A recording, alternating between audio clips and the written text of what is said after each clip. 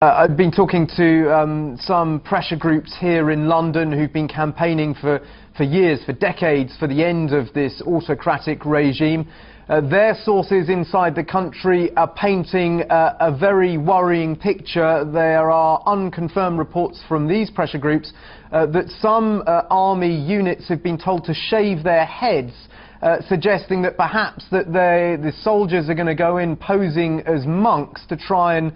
stir up trouble. There was suggestions that perhaps soldiers dressed as monks were going to start stoning the army to give the army a pretext to start the crackdown. The crackdown, if and when it happens, is likely to be pretty brutal. The army has a track record of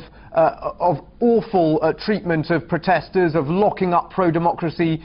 protesters for years at a time in solitary confinement, for killing protesters on the streets, as happened in 1988. So I think we're getting very close to a critical tipping point. The numbers now, we're talking about reports of 100,000 plus people on the streets of Yangon, so that's an awfully large number of people, and I would think the generals, General Tan Shui, are getting very nervous about whether this momentum is becoming unstoppable now.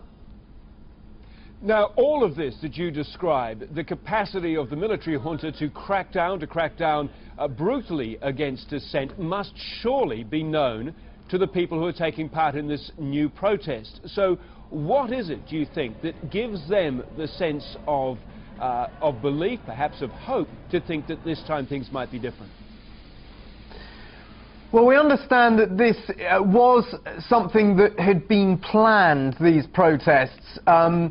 it wasn't necessarily a sort of ad hoc. I mean, it was portrayed, starting as about fuel protests, which is true, but there had been planning, people have been talking about things, that something was in the air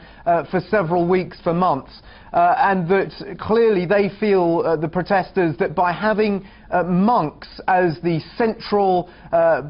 phalanx of this protest, that will somehow mean that the authorities pause sufficiently long to give them the chance, the opportunity to seize the momentum here, that the authorities might feel that opening fire or cracking down on peaceable Buddhist monks would simply not be tolerated by the international community and by the people of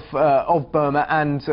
perhaps of Thailand as well, a neighbouring Buddhist country, and that is obviously a key strategy that they've adopted to get the monks involved with this protest, which is now beginning to involve tens of thousands of civilians as well.